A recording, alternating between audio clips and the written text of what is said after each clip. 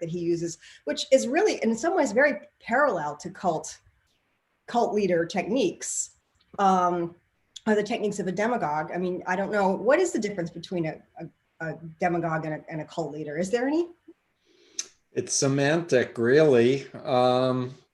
It's all about, in my opinion, malignant narcissists who want to impose their will and their version of reality and use people as objects and throw them away if they don't serve their needs. And power, money, and sex seem to be the three universals, with all different types of political cults, therapy cults, religious cults, large group awareness training cults, multi-level marketing cults, and cults of personality, one-on-one controlling relationships. Right. Like coercive control relationships too. So, right, which is a law that was passed in the UK that would be great to have in the US.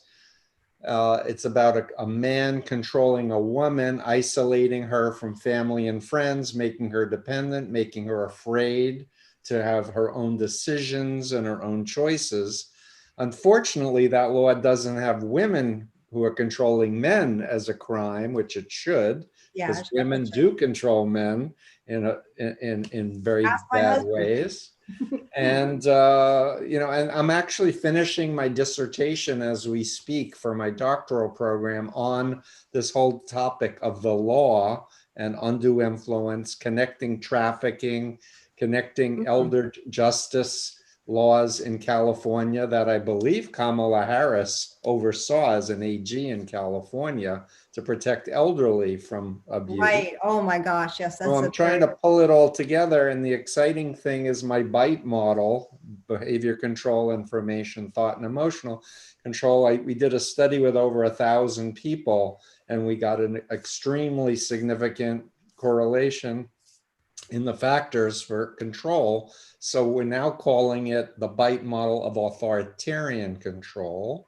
This is the first public announcement. And on the influence continuum, which you know so well, of ethical to unethical, authoritarian control is right over here. So it's hopefully going to be a tool that the legal system can use. Now, Joe, one of the things that you say we were just discussing this tonight in our documentary is, the whole point of America was to fight a king, and people shouldn't have undue control placed on their lives. And certainly as a Republican Tea Party guy, I mean, interference in your life is that's just like, no, that's as far as you want to be from any kind of government coming into your lives. But yet, it looks very likely that if Trump gets a second term, we're going to go even more in that direction, probably even theocratically. Yet you mentioned in your interview that there's people who used to follow you, and you guys used to talk a lot about how afraid you were about Obama becoming a dictator. And now it's like they've got their own dictator, so it's okay. What's going on there? So, and Melissa, great to be with you. And Steve, it's great to be with you. It's so nice to meet you, Joe. I could sit and listen to you for hours. I'm not an expert.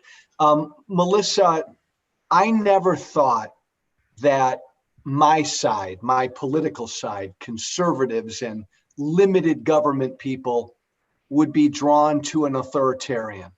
I guess I'm naive. I never saw that coming. I understand the appeal of Trump because I come from that world. Those folks were my folks. They sent me to Congress. They've listened to me on the radio for 5 or 6 years. They were my followers until I turned on Trump. I never thought they'd cling to a king, and they have. And what worries me is, and maybe we'll get into this tonight, I think Trump's going to lose. I think he's going to get his butt whooped. I don't think it's going to be close. But to Steve's point, I think we're going to have 35 to 40% of the population that will not accept the results of the election. And I worry about the country because I don't think they're going to be able to get back on. I think they're lost. And of course, Trump's an ass, so he'll be out there riling them up. But this is a problem for America because the cult, and Trump's following is a cult, they're not going to join the rest of America to try to move on from Trump. That's what scares me. Well, what do you think of that, Steve? I mean, obviously you got out. That's what I was going to say. You know, Right. Joe, I was so opposite of anyone who liked to join a group. I think I was on a basketball team in my 6th grade chorus. Otherwise, I was an introvert. I came from a conservative Jewish upbringing. And by the way, I was born and raised 1.3 miles from Donald Trump Oh in my Flushing, gosh. Queens, New York. Right. He was on the wealthy side across the way from St. John's University. I was in a small attached house. But when my girlfriend dumped me, 3 women approached me at Queens College and flirted with me, and that began my entry into this right-wing fascist cult. And I was made a leader within 3 months because they recognized something in me that was smart, and I was a good communicator, and they were talking about taking over the world, and democracy was satanic, and God wanted a theocracy. And I was ready to kill or die on command, and nearly died in a van crash due to sleep exhaustion.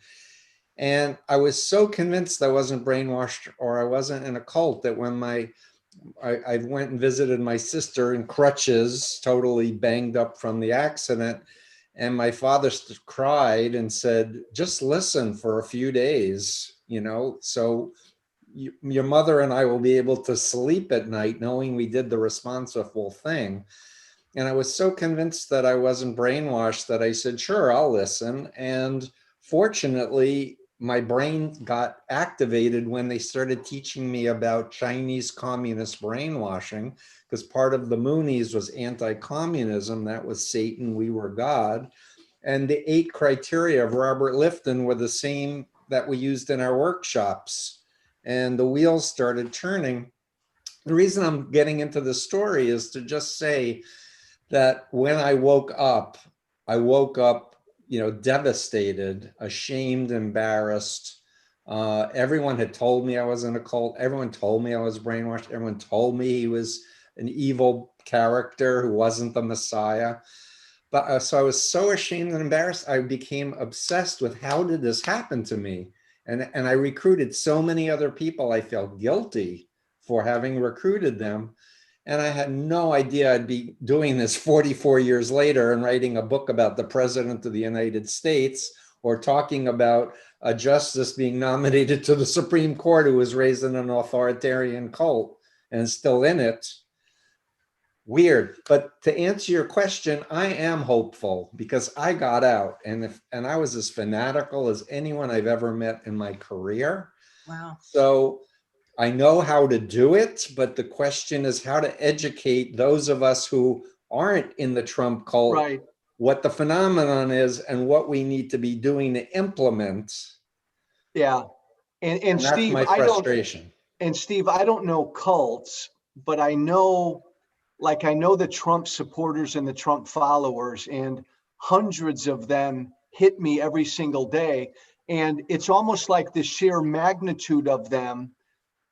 I don't think I'm exaggerating. In about 98% of them, when Trump loses, they won't accept the legitimacy of that result. Well, they've been programmed so far. Exactly. 100%. So, yeah.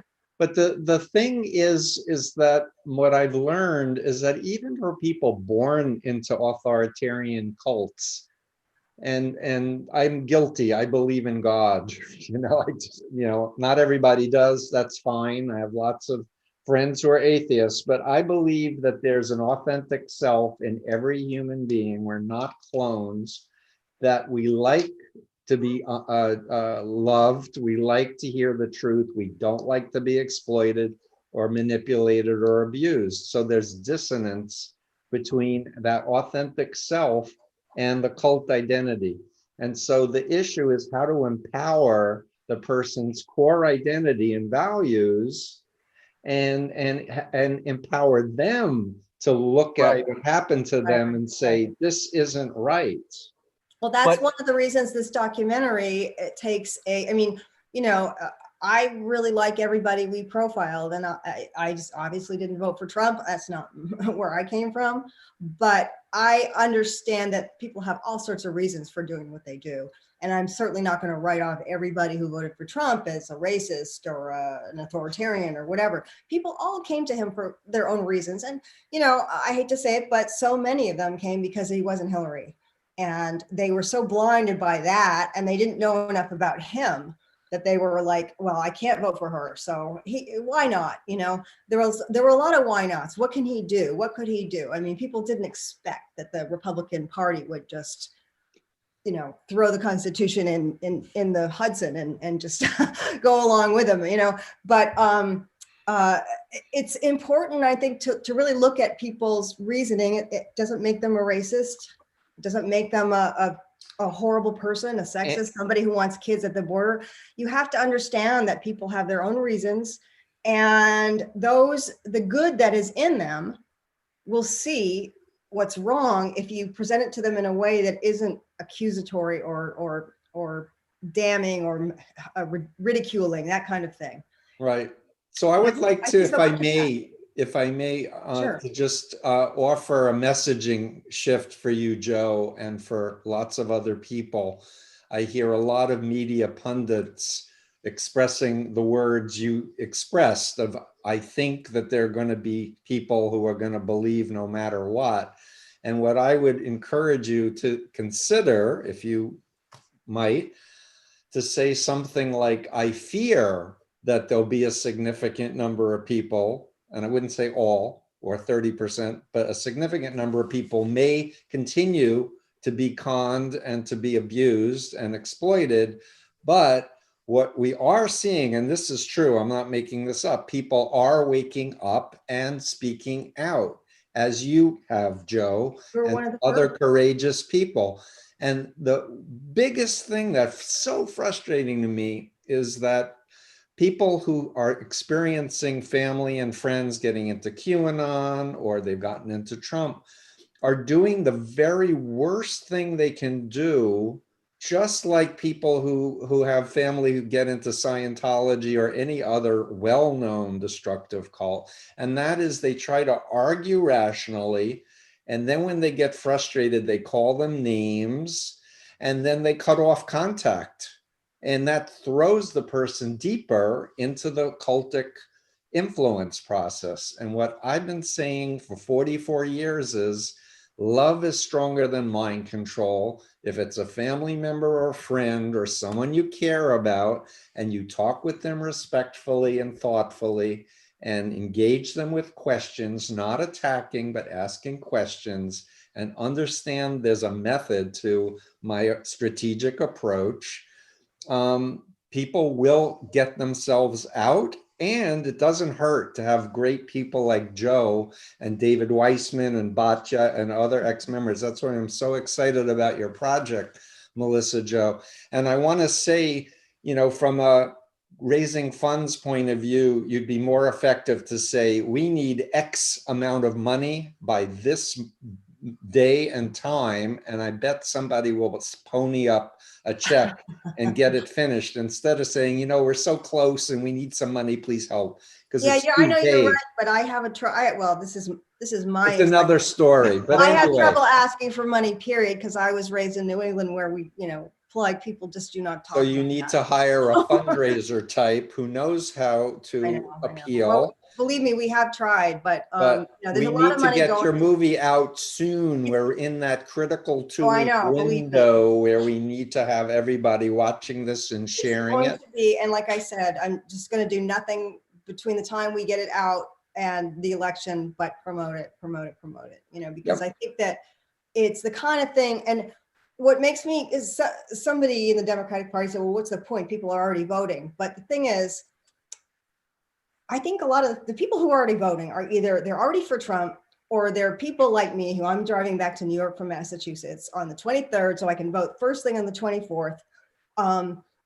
people are early voting know what they want to do, and they're doing it for a reason. They're either crusading for Trump, or I think more of us are like, I mean, there's a lot of people I've now heard anecdotally from several people that they know, multiple people who really never bothered to vote before, who are going out to vote now. Absolutely. Suddenly realize, oh my God, it actually matters. Yeah, citizenry really matters. And when you tell people, yeah, he lost by, Hillary, in terms of, obviously the electoral college is all that matters in terms of elections, but she won by 3 million votes, and he only won by, the electoral college by like 70,000. Yeah. 77,000, something like that. And I am convinced that there was hacking into actual voting machines, as well as hacking that caused people who should have been able to cast a vote and have it counted weren't counted. So I think there was really a lot of criminal activity. Well, I tend to agree with you, but I know a lot of people who will, who are insane for saying that. So, but I don't think it was hacking, but I think that there were software issues that were in certain places, in certain counties. But there was a question that was just asked about Mr. Governor Hogan's declaration today. I'm just bringing that forth. Someone just actually sent that by email. They wondered what Joe thought of that move today of Governor Hogan voting for the deceased Ronald Reagan. Ronald Reagan is dead. I liked Ronald Reagan. He can't be president. Maryland Governor Larry Hogan came out today and said he will not vote for Trump. He wrote in Ronald Reagan. That's just silly to me. But we're beginning to see that. General John Kelly, Trump's former chief of staff, told friends the other day that Donald Trump was the most flawed person he's ever seen in his life. Yet John Kelly won't tell the American people that. Right. We're beginning to see Republicans begin to poke their heads out from under their desks and criticize him a little bit. I have no patience for that. Criticism at this point, screw that. You either, as a Republican, you either come out and say, I publicly oppose him. I will not vote for him. I will vote for the only person who can beat him, Joe Biden, or just sit down. I don't want to me, this criticism of Trump at this late stage is silly. There's another question. Do you plan to address irrational and deep emotional fallacies in thinking and how they may be connected to various systemic racism and elitism histories in our country? That's you, Steve. I don't know where to begin, except that we really need a revolution in this country. But first, we need to take it back to rule of law and respect for the institutions that have been put in place that Donald Trump has been systematically dismantling. And I do want to just explain a concept that I think is vital, which is fourth generation warfare, which is a psychological operation warfare. I wrote about it in The Cult of Trump. It's basically attacking truth. It's attacking leadership. It's attacking institutions. It's disorienting people, making them numb, so they are just responsive to anyone who talks with certainty that this is going to be fine, we're going to be great again.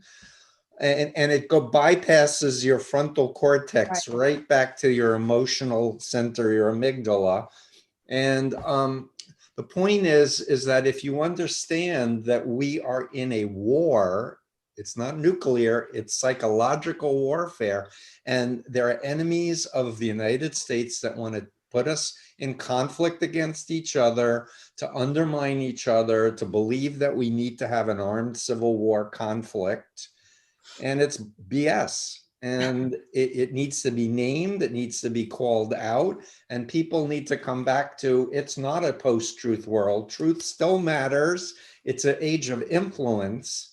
And what's the difference between ethical influence and unethical influence? And one of the clues, and this is, I really want to say this, the thing that woke me up, was me realizing Moon was a liar, that I couldn't trust him. As soon as I realized Moon was a liar, He told me to lie to my members. He was lying to congressmen and senators. Once I got it in my head that he was untrustworthy, the whole system of mind control fell, because it was based on the belief that had been installed in my head that he was the savior of the planet. Well, that's Joe has said that was, when you saw that he lied every time he opened his mouth, that was like, because you're sort of like a radical truth teller to me, Joe. But also, I mean, tell the story that we have in the documentary about how you, in Iowa, you went and you asked 40 separate Trump voters if he'd ever lied. I watched that, Joe. That was amazing. It was the most depressing afternoon I've ever had in my life. Before that, I want to make this point. Steve's right about the truth. Nothing is more important than the truth. I think it's also important to understand that this country is divided. We were divided before Trump. Yes. I think Trump's the ugly product of a divide. We need to get rid of him, but then we've still got problems we need to address. Yep. I was in Iowa campaigning for the Iowa caucus. Trump had one of his stupid ass rallies there, and I worked the line. I worked the rope line at the rally, and I asked about 42 people the same question. 42. Has Donald Trump ever told a lie? Ever? And all 42 said no. I thought, Steve, one or two or three would say yes. All 42 said no. And this goes back to what we were talking about a few minutes ago. I think you're right. I want to be optimistic. I'm a dark Irishman, though. I think it's going to take a long time, because we're talking about millions of people. We're talking about Donald Trump not going anywhere. We're talking about people like Tucker Carlson and Tom Cotton and others who are just waiting to say to the cult, I'm a better messenger for all of this intolerance and bigotry. I believe the Republican Party is finito. I think it's done, because I think this cultist Trumpism is there. So just politically speaking, I think this is going to be a long, ugly slog, at least on the Republican side of the aisle, for a long, long time. Oh, I think both sides. I mean, the point is, the scorched earth politics is not going to get us anywhere anymore. And I think that there's a minority of, I wouldn't even call them Republicans. I don't know what they are, but Trump-publicans, who have just basically decided that everyone else is so evil or wrong or doesn't deserve to be in power or whatever, that it doesn't matter what they do. It doesn't matter what you say. It's all, basically they're all on a mission from God to protect the world from liberals or protect the world from immigrants or whatever. And there's no common ground. Nobody's coming in and saying, okay, let's sit down and, you and I believe very different things. Let's start with what we agree on and work outward. That's not happening anymore. No, and so I would say, and then I'll shush up for a little bit, understand on the Republican side what gave us Trump. Angry Tea Party folks like me helped lead to Trump. And then I would say a Republican Party establishment that was out to lunch for years. These people who became cult followers, what are we talking about? We're talking about primarily older white people who are scared, were scared, because their lives were changing in a nanosecond. You couldn't say Merry Christmas. Anybody could marry anybody. There are 64 genders. People are coming across the border who don't look like me. I'm losing my manufacturing plant. Their world was changing at a dizzying speed. The Republican Party, Steve, I believe, ignored these people. They were scared and confused. And that provided the perfect opening for a demagogue like Donald Trump to enter the scene and lie to them and say, I'll bring back Christmas and I'll build that wall in Mexico. We'll pay for it. Yeah, I think that you're hitting on some very important points that I wrote about in chapter 8 of The Cult of Trump, but I have a different paradigm, if I may, and just say that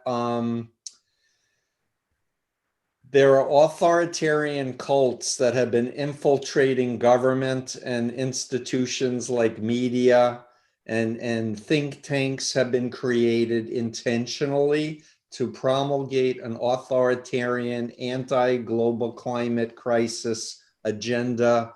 There was a Manhattan Declaration, an agreement between Catholic and Protestants to oppose women's right to choose, gay rights, and to fight for more freedom for them to impose their version of Christianity, opposite to what the founders were teaching. And my thesis in The Cult of Trump is that there are cults that are influencing Trump, yeah. and it's their base. And it's the leadership of these cults. If they switch and tell their members we're going elsewhere, their followers will leave Trump. And I personally believe, and I hope, that the Southern District of New York, that's queuing up all kinds of criminal lawsuits against Put him Trump, in jail. including Put the him in women jail. he allegedly abused.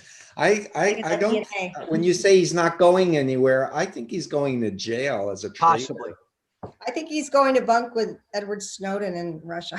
Well, that is an option too. I Yeah. don't think he's going to play by the rules. We can count on it, and we can count on him taking down anyone and everyone, just like Jim Jones did. Oh yeah. He realized that the gig was up. That the Ron Harris of NBC and the Congressman Leo Ryan were bringing the defectors. And that's why he ordered them killed, and everybody to take the cyanide laced Kool-Aid. You know, that's very possible. Hey, Steve, I agree with that, Steve. I think there's a decent chance he will end up in jail.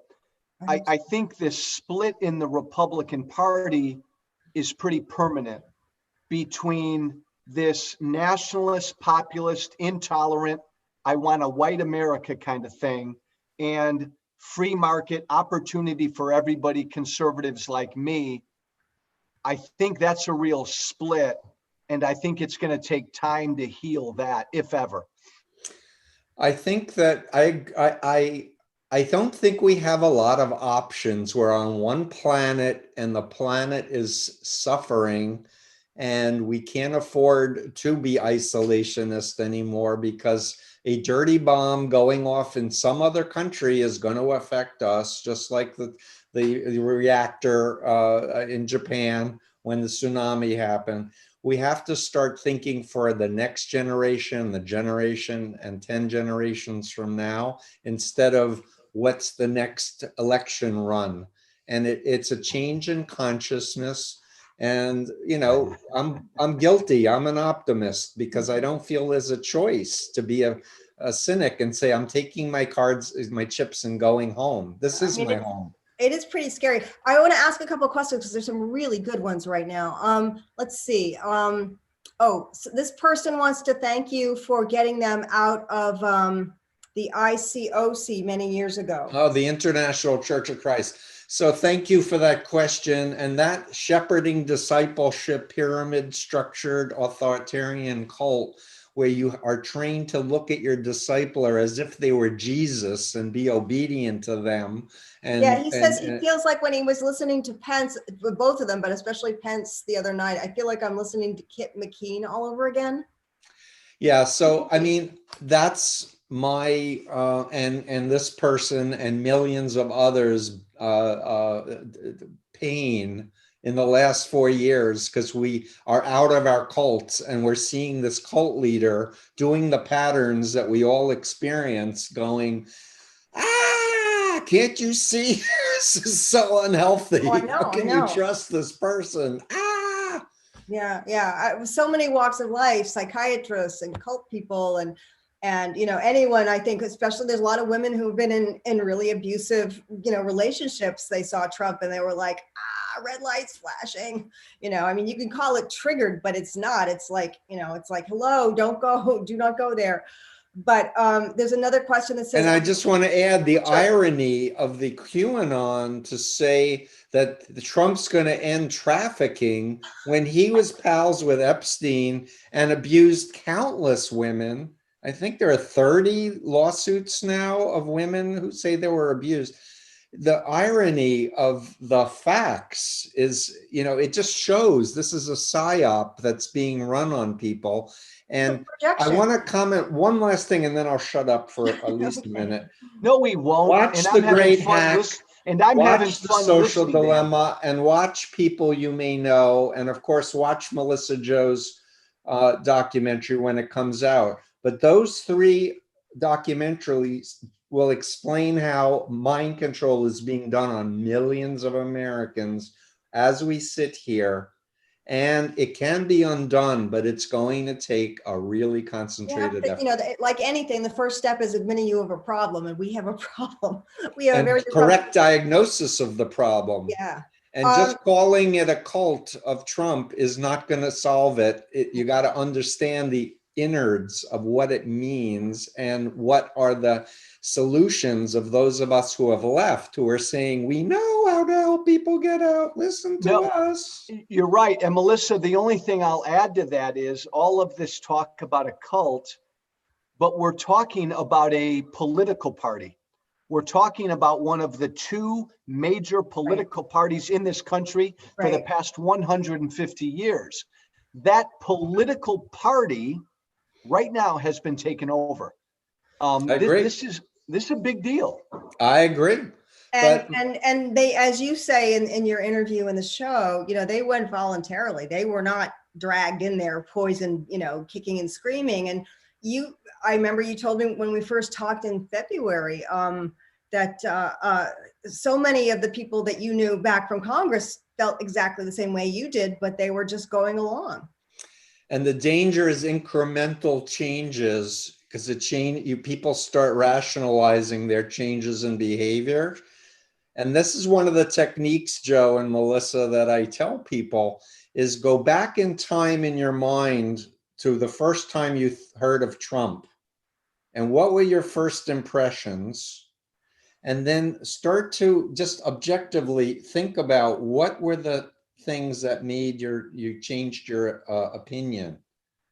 And because once you can break it down and see that it was an incremental, kind of like the frog in the pot where the heat's going up a little at a time and doesn't realize that it's too hot and it boils. That's kind of what's going on.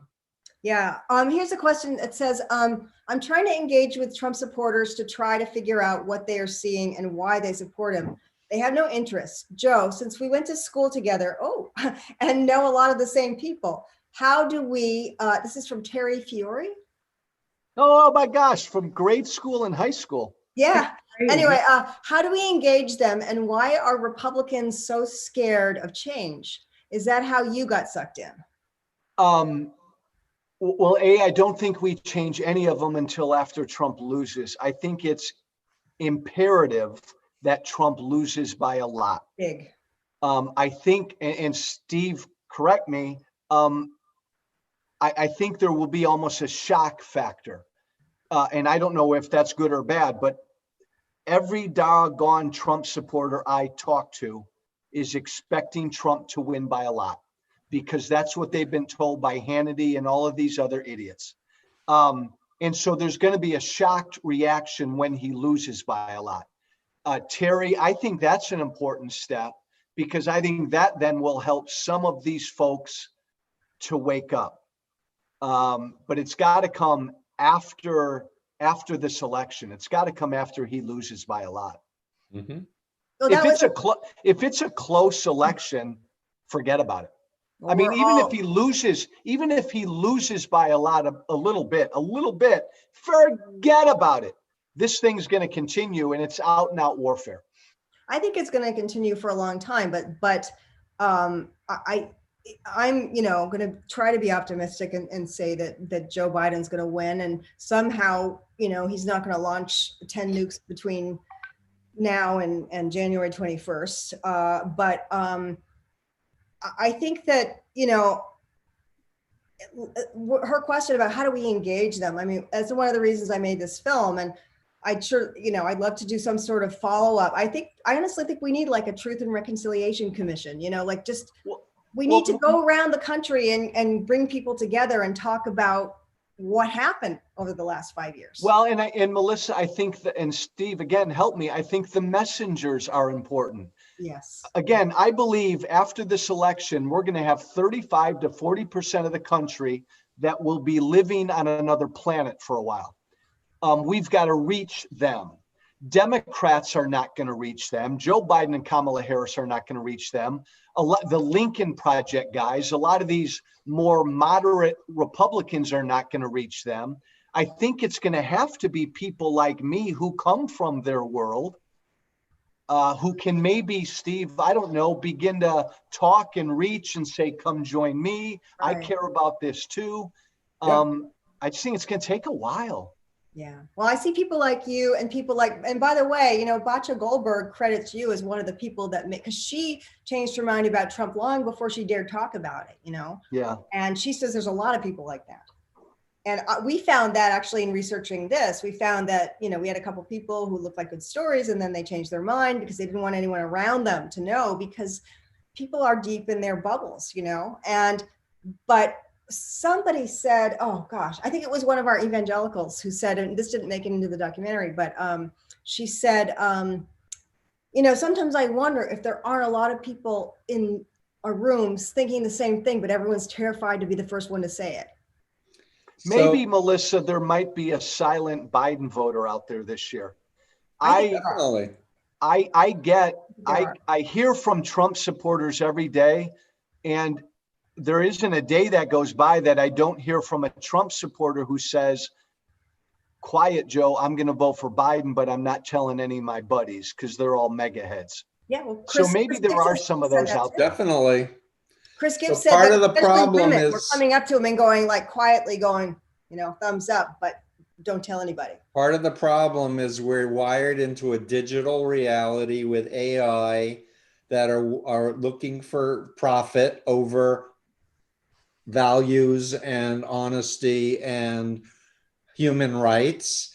And there really needs to be accountability, and we need to have privacy of our data. We need to threaten CEOs of these platforms to put them in jail and not just, oh, you can do whatever you want. We'll listen to you. You'll monitor yourself. No. Because I have a formula to help people get out of a cult. And the first step is disengage from the controller or from the cult, take a vacation, go somewhere else, have no contact, sleep, eat, exercise, walk in nature. Read a novel. Listen to music that you used to love. Yeah. Hang out with dogs, baby. Dogs. I have a dog. So the thing is wait, Steve, that's weak. You only have one dog? That's weak. He convinced me to get two. We got Sophie as a puppy in February. It was very good timing. In any case, the next step is to learn models of mind control. And with Trumpers, learning about Chinese communist brainwashing techniques and learning about communist is bad to them. And pimps and how they recruit and indoctrinate is the model of the bite model. And then seek out critics and former members and actually listen. Then honestly reflect over when you first met the person or the group and what you thought you were going to get. And ask yourself the question, if I knew then what I know now, would I have gotten involved or would I have voted? And if the answer is no, that guides you now about how you should. Hey, Steve. Yeah. I love you, and you have an avid follower now in me. And I believe in everything you're saying, but you have to bump what you just said up against politics. And Trump is going to lose, but within a nanosecond, Tucker Carlson or somebody else is going to say, follow me over here. And we're going to engage in a political fight over the next few months. So overlaying all of your right process in trying to retrieve these folks from the cult is going to be everyday political pressure to keep them and pull them in. And yep. So I got to tell you, people ask me, what's my favorite movie of all time? And I say Amazing Grace and Chuck. And they say, what's that? Yeah, I don't think I know that. It had Gregory Peck in it and Jamie Lee Curtis. The theme is this little boy who's a star pitcher gets taken on a tour at his school of a nuclear silo, learns about how all there's thousands of nuclear missiles, and he refuses to pitch for his team's championship. And some Celtic, superstar reads the story and he decides he's not going to play in the championship. And it starts a movement of children to influence their parents to say, no more of this. And it just makes me cry every time I watch that movie. And I feel like that's what we need. We need to have children talking to their parents because their parents love their kids and say, Dad, please, if it's my future, we got to do something different here. It can't be the same old. That's, if I do anything before I die, I would like to somehow have some teeny role in bringing back let's just please all go back to a basic decency, just the golden rule, I mean, why is it so hard for people to get that? Why is it so hard for somebody, I don't care if I'm mad that I have to wear a mask when I go into Target. I don't have to be abusive to the people in there. Right. I don't understand, and I've sort of seen this changing for a long time. And I think this is why I'm an introvert. I mean, I was raised very traditionally, but with a lot of,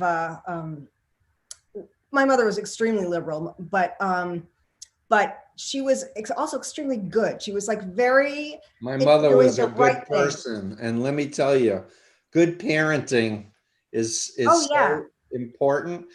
And one universal with the authoritarian groups, and I know I'm going to piss off a few people by saying this, but the research is overwhelming. Corporal punishment is bad for children's brain development. You don't want to make children afraid of you. You don't want to traumatize them. You want them to reason. You want to explain why they misbehaved and why it's bad for them and why we need to be good citizens. And when people ask me, what's the root of violence in the United States? I'm like, corporal punishment starts it all. And it's a misunderstanding of the Torah, of the Old Testament text about spare the rod and spoil the child. One little sentence, and people are taking out paddles and belts and traumatizing their children. Hey, Melissa. God in the name of love. Melissa, I think we would be remiss if we didn't at least bring up the possibility that the son of a bitch might win again. Somebody just said that in a question. They said, how can we respond effectively? I feel like I need to tell some friends that my home is a safe house. Boy. And I mean, honestly, that's very scary to a lot of us because he's got an enemies list, 20 miles long, and they're going to start high and work their way down. I don't know. I mean, obviously nobody's coming to save us. I think I was one of those people in the beginning who felt like Mueller was going to save us. And, somebody was going to come in and solve the problem, and it's not. No one's coming to save us. We have to save ourselves. What do we do? What's the correct response? Well, I think just politically, I think if he were to win again, that would be shocking, because the one thing I know, Melissa, is there are many, many, many more people in this country who oppose him than support him. That is, we know that. That's a fact. If they vote, he loses, and there's nothing he can do about it.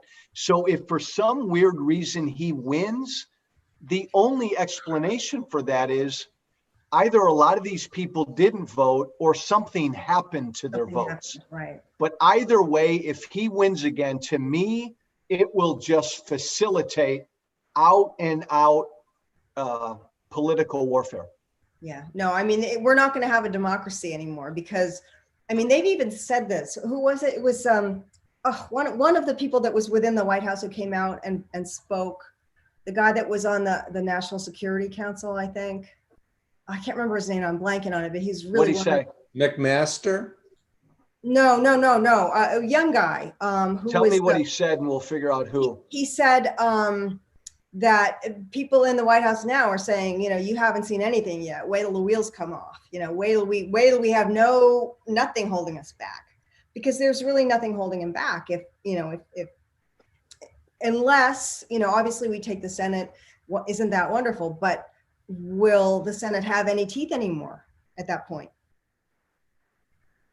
A failure is not an option. We have to win the election. He's going to lose. He's going to lose. It's just not an option. And we really need to not be wishful thinking. We need to work and I love that you're doing this movie, and I'm so glad it's going to come out before the election.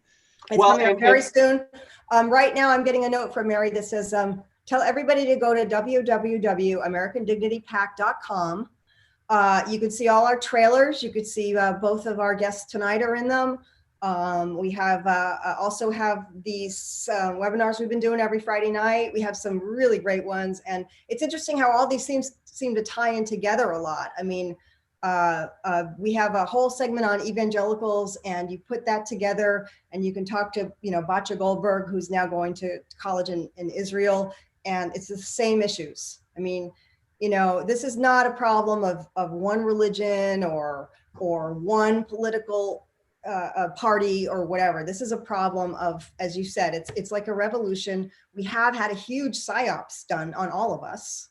And the only thing that's going to undo this is people talking. And and that's why that particular question came in, like, how do we have the conversation? And I said, This is why we are different from the lanes of the ones we respect greatly, the Lincoln Project, RVAT, defending Republicans against democracy or whatever, for democracy. I think the most important thing is that the film is a bridge beyond, regardless of who wins, that we have the ability to make the conversation happen, whether it's with Joe or Chris Gibbs or David Weissman or Batya or our evangelicals. That I had a DM sent to me by a very good friend of mine the other day when I said, we have evangelicals in our story that have changed their minds, but not their faith. Right. And the answer from my Catholic former boss was, are they from the Church of Our Lady of the Middle Finger? And I was so broken by that as a good old Catholic dog that I said, we are not the only faith, one. And two, this is not about religion. And she said, I am voting not for a person, but for what I believe. And this is where our evangelicals have said, no, but wait. Yeah. That's not what you should be doing. You should be looking at actually what is he saying? Is it Christian? What is he doing? Is it Christian? What is he offering? Is it Christian? It can't just be about one policy. And I'll disappear again, but I just wanted to say it's really difficult. The best religions are about love, not fear. Yeah, and respect and taking care of the poor and the downtrodden and compassion and empathy.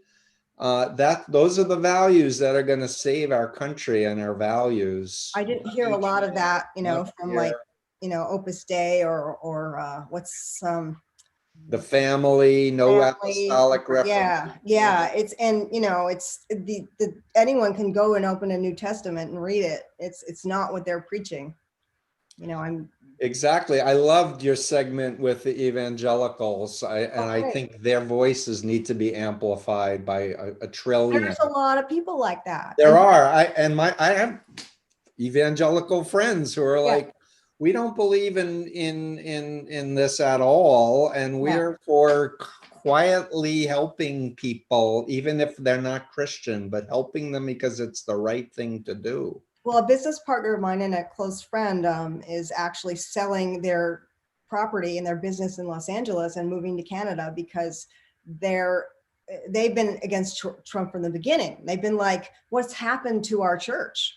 You know, I mean, they basically had 2/3 of their church just shun them when they said they weren't voting for Trump. And these were people who were, you know, they were pillars of their church. And, you know, they still go to church, they still have friends there, but one of them is Canadian and they were in Canada and going to a similar church that they go to in California. And they said, you know, they have a program for like helping immigrants get jobs and helping them integrate into the neighborhoods and, you know, and acclimate to a different culture. And it's the total opposite of what our church is saying now, which is that, you know, let's build a wall and just like not let anybody in. Well, they're vocal, but I mean, the truth is that human beings feel more happiness and more fulfillment when they help others. Yes, that is very true. It's not about making money for yourself.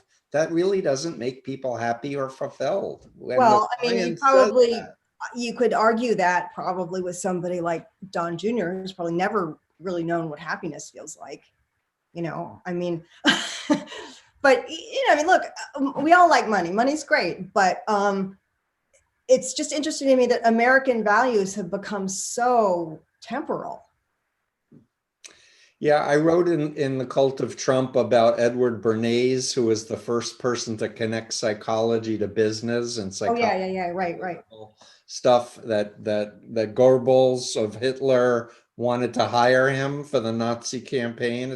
But he was hired to teach women how to smoke cigarettes. And there's been an ever increasing application of psychology to manipulate people to buy things that they don't want or isn't even good for them. And until Americans and everyone around the world learn the techniques of influence to protect themselves and to really make good decisions, we're going to keep getting manipulated by advertisers and by people who are trying to get votes. Gillette Bouillon, I'm sorry, 2 seconds.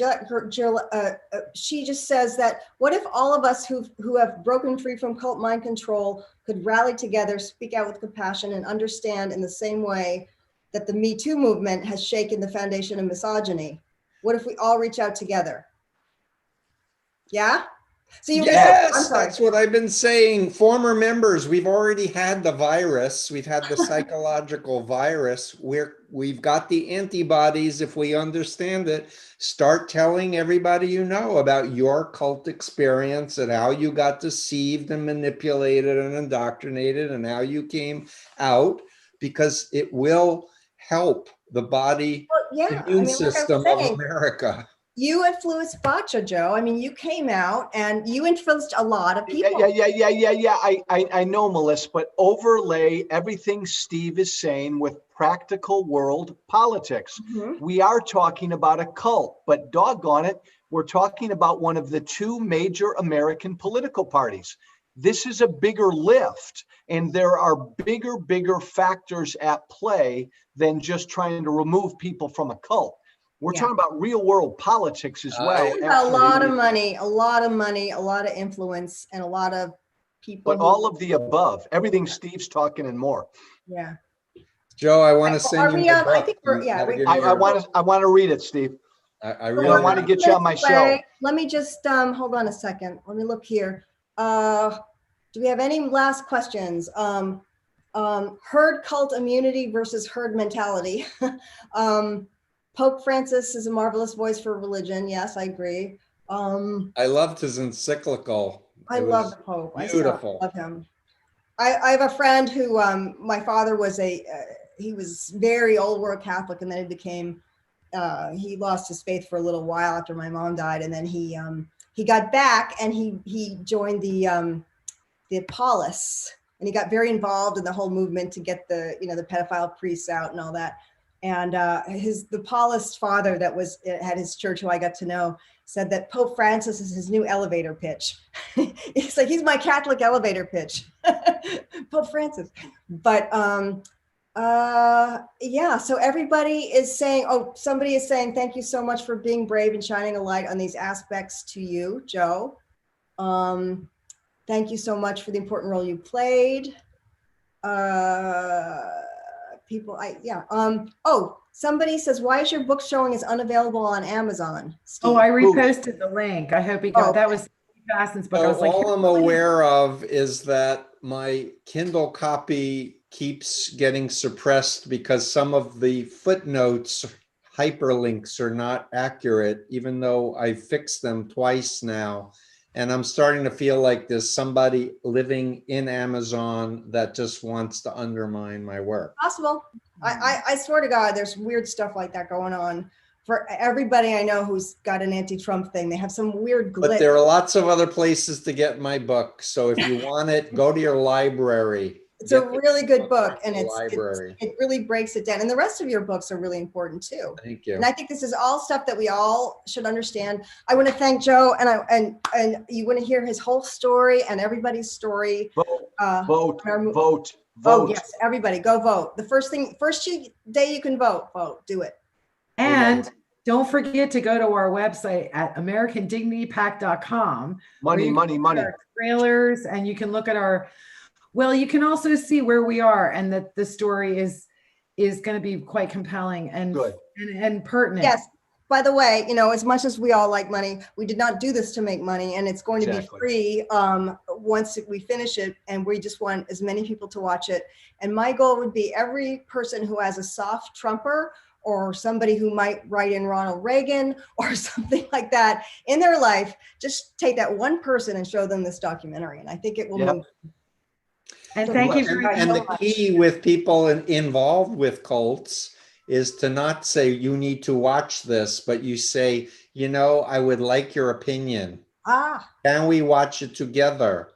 And hit the pause button and discuss things as they go along and use it as a vehicle for conversation. That's a great idea. And spread love, because the message is love, because we know that that's what gets us to the end of the other side. And I'm humbled for both of you and for Melissa for being part of the project. So you're the best, guys. You're awesome. Thank you, Steve. Joe. Thank you, Joe. Thank you, Melissa. Thank you, Joe. Thank you, guys. Have a great night, everybody. Good night. Good weekend. Thanks, everybody. Have a great night. Thank you.